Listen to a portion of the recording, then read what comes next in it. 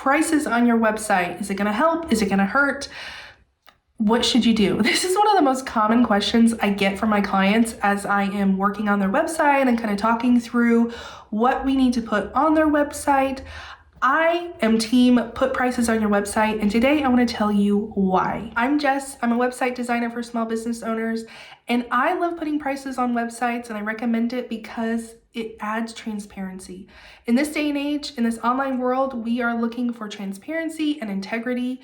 We want to trust the people that we're working with. And I know there are a lot of coaches who teach their clients, don't put prices on your website. You need to get everybody on a sales call. You need to really convince them and show the value. But that's the point of your website. Your website, your online presence should be conveying that worth and that value to your potential clients. Why should you have to have a call with somebody to convince them of the value? Good copy, good branding can help do that. Now, I'm not saying that a call with people isn't still a good idea, because we like to connect with people, see if our personalities jive. Is this someone that I like and can work with for a few months, few years, whatever? So that's separate. But if you are doing these sales calls because you have to convince people of the value of your work, that's a problem. And I talk about putting prices on your website fairly often on my Instagram because I feel passionate about this.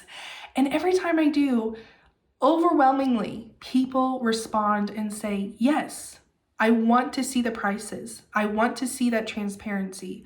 If I don't see prices, I assume it's too much.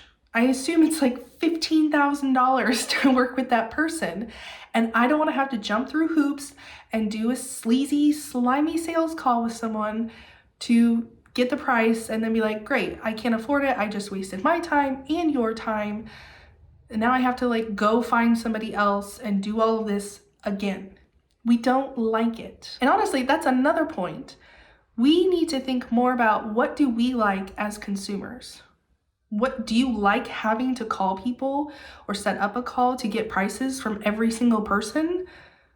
No, we're all impatient. We all have lives. We just want to know how much is it? When can you do it?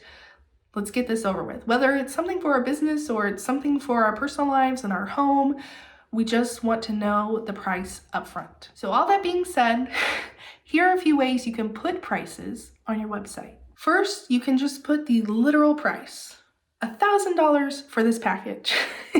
There's nothing wrong with that. You can just put the price right out there. If you don't love that idea, if you offer payment plans to people, you could also put that information there. It could be in addition to the full price, or what I do, honestly, is I say 4 payments of whatever, however much the total is. 1, this tells people upfront that I do payment plans.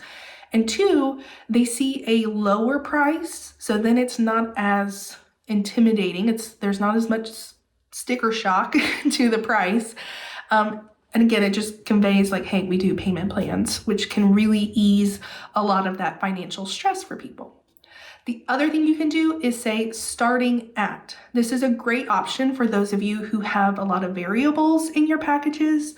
I know a lot of people have add-ons or things are super customized, for people. So you can just put a starting at price. And another option kind of similar to that is putting a range. So I know some people who say, my clients spend between $3,000 to $5,000, $10,000 to $15,000, whatever it is. Of course, the trash truck is coming right now.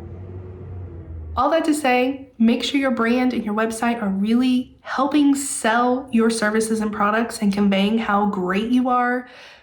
Put your prices on your website, put payment information, whether it's payment plans, how you take payment, do you accept insurance, all those kinds of nitty-gritty details, and just build transparency with your audience. That is one of the best things you can do as a business owner. I want to hear your thoughts about pricing on websites and how you handle it in your own business.